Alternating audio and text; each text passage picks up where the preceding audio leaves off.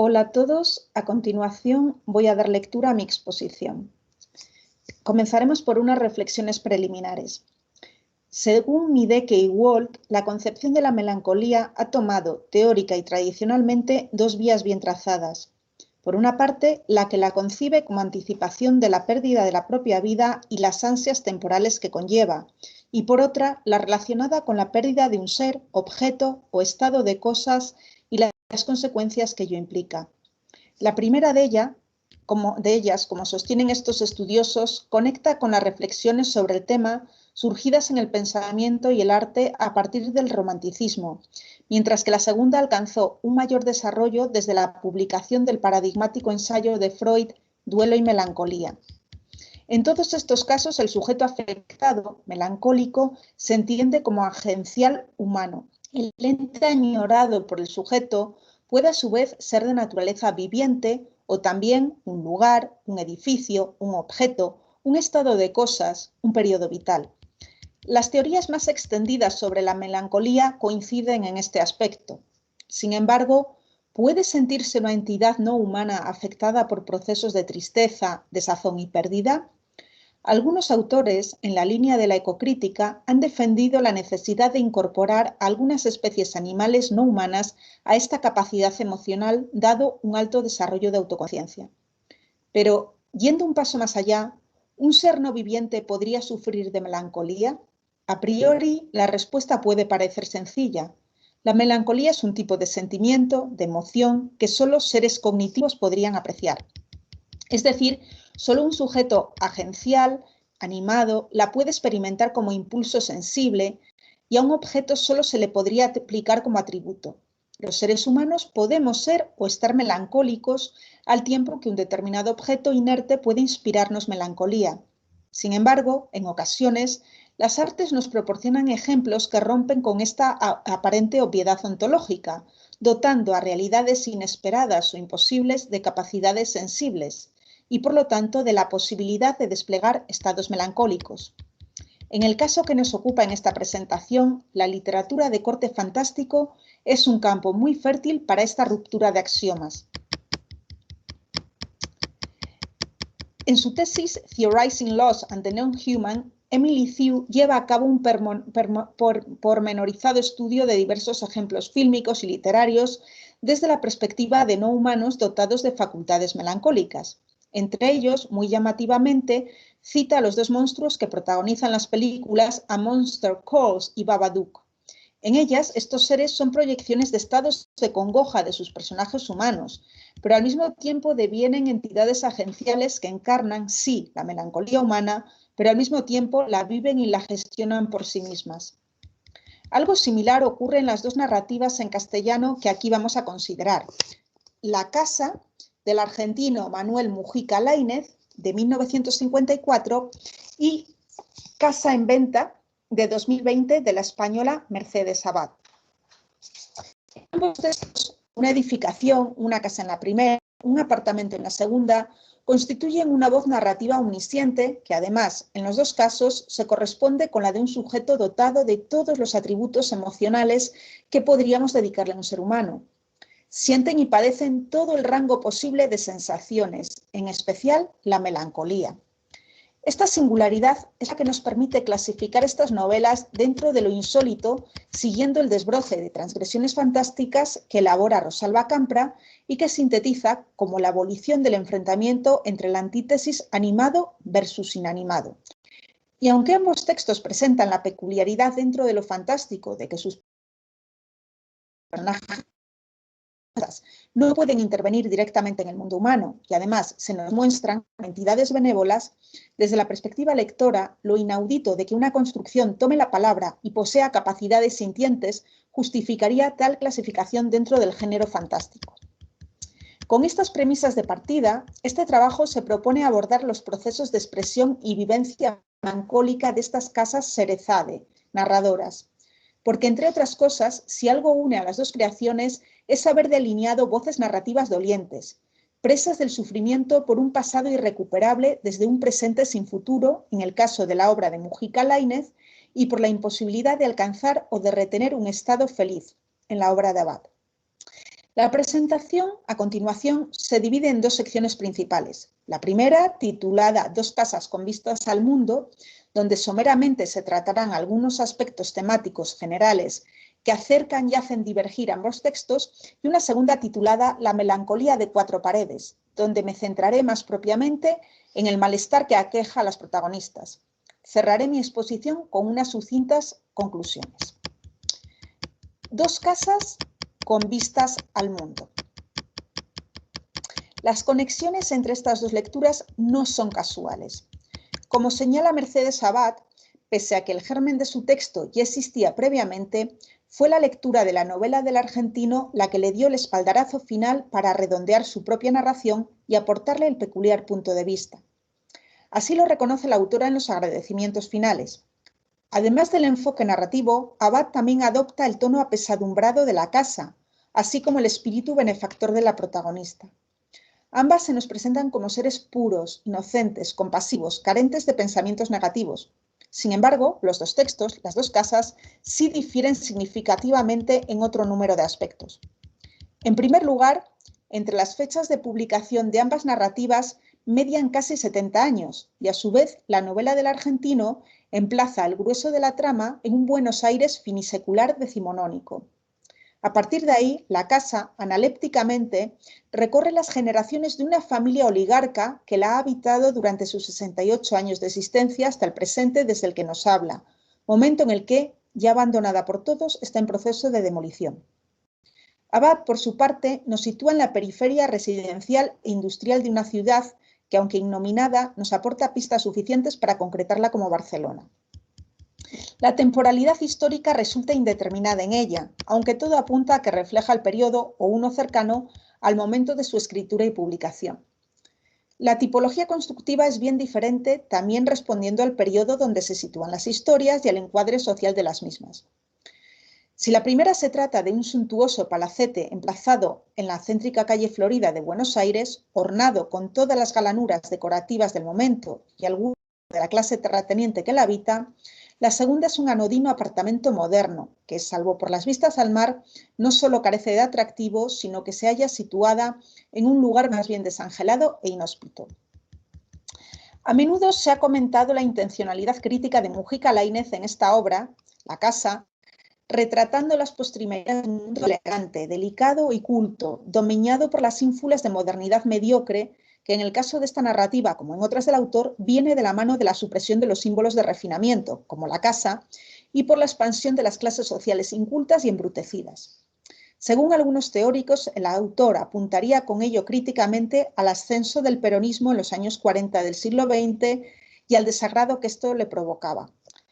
Abad, en palabras de la propia autora en una entrevista al diario La Vanguardia, se siente una exiliada en Barcelona debido a la masificación turística y a la gentrificación de su centro urbano. Es decir, de una forma mucho más soslayada que en el caso del autor argentino, la escritora nos transmite a través de la voz entristecida y decadente de su construcción la pérdida de un horizonte de expectativas sociales y culturales. En lo que ambos textos y ambas casas coinciden es en subrayar la ruina y ramplonería a la que abocan las dinámicas de las sociedades capitalistas y consumistas. No en vano, el palacete de la casa en la calle Florida está siendo destruido para construir edificios de apartamentos. Y cito: yo fui una gran dama opulenta, decorativa, caprichosa, con muchos defectos y algunas virtudes, indudablemente personal, mientras que mi reemplazante será alguien adocenado, insípido, funcional. La melancolía de cuatro paredes. La melancolía desde el romanticismo suele asociarse a construcciones abandonadas, ruinosas, deterioradas, máxime cuando en ellas confluyen factores como determinados estilos constructivos, tipos de paisajes o contextos o ciertas resonancias sociales y culturales que puedan comportar. Así lo indica Alexandru Oravitan en su estudio sobre los espacios melancólicos en la historia de la literatura. Sin duda, la visión de una construcción o de una población abandonada nos habla a través de sus silencios y sus ausencias de todo un lapso existencial concluido, de la pérdida irreparable de vivencias, en definitiva, de la muerte de un espacio por la falta de uso del mismo. La muerte, la conciencia del fin, no lo olvidemos, es uno de los acicates del estado melancólico. Lo más interesante, pues, en el ejercicio llevado a cabo por Mujica, Lainez y Abad, es recrear la posibilidad de que esas construcciones que un observador puede percibir como melancólicas sean las que revelen su propio devenir. A este tenor son elocuentes las palabras de la Mansión argentina, y cito: «No sé, estoy vieja y fatigada y me voy a morir. Me cuesta recordar en ciertas ocasiones, mientras que en otras las imágenes se alzan de mi pasado, íntegras y vibrantes». No se queda atrás el flamante apartamento de Abad, decepcionado tras la visita esperanzadora de unos potenciales inquilinos que no se concretará en su compra. Y cito: «Llevaba unos 3 años a la venta cuando eso sucedió. Tras la decepción me apliqué a cultivar un escudo protector forjado en escepticismo. Me volví cínica y dura, pétrea a más no poder. Asistía a las visitas con la mayor displicencia y las compuertas emocionales herméticamente cerradas». Recordemos que la concepción de la casa como de ente antropomorfo es común dentro de la imaginería fantástica, y estos dos autores lo acentúan dotando a esas moradas además de conciencia y voz propias.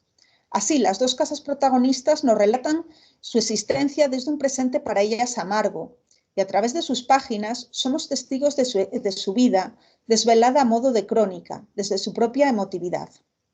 El trance de la casa argentina es, sin duda, particularmente doloroso. Toda una vida, con sus claroscuros, sus momentos de gloria y su decadencia, va a desaparecer al cabo de unos pocos días bajo las piquetas de derrumbe.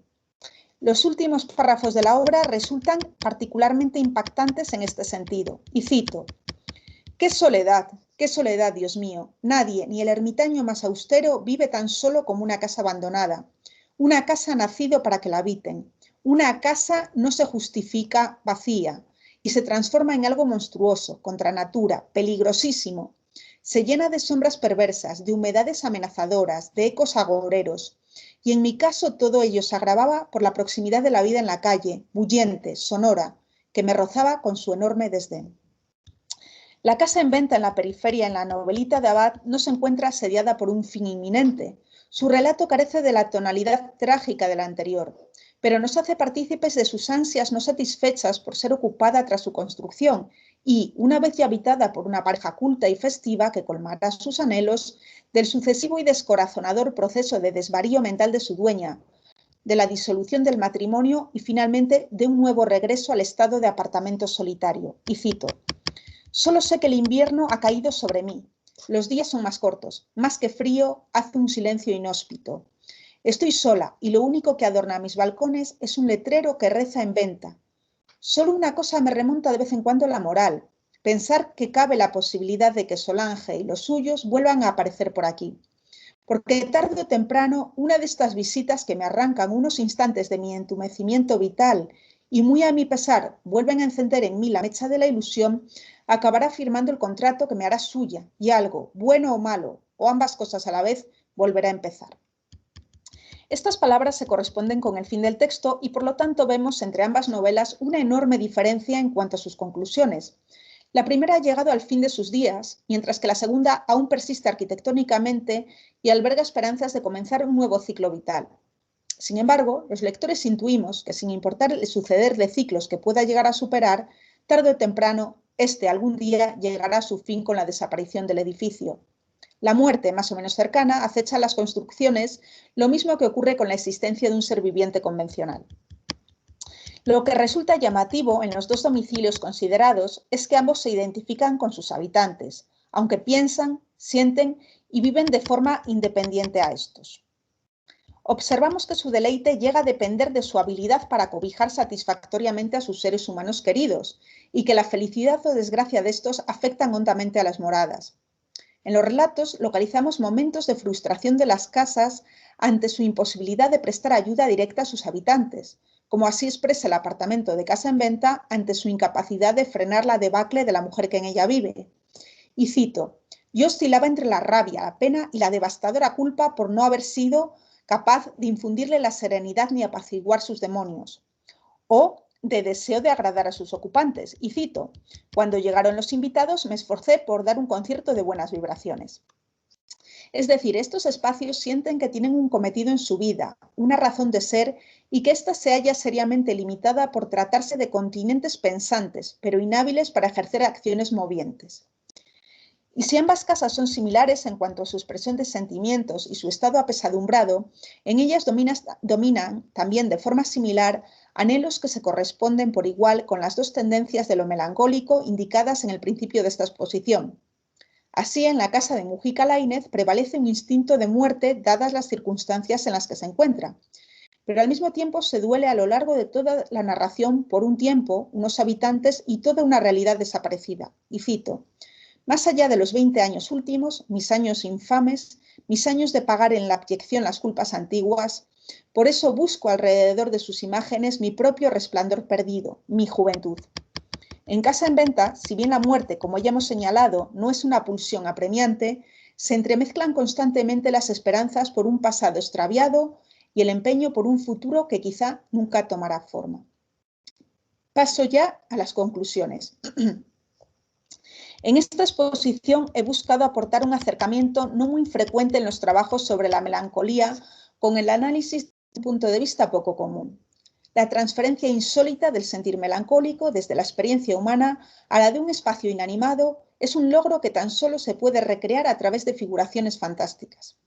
La literalización de un sentimiento de abandono y pérdida en boca de sus propias víctimas inertes nos ha llevado a reflexiones sobre la posibilidad de derribar las fronteras de lo posible y de comprender y empatizar con un ser que desde un enfoque realista jamás nos podría llegar a transmitir su padecer.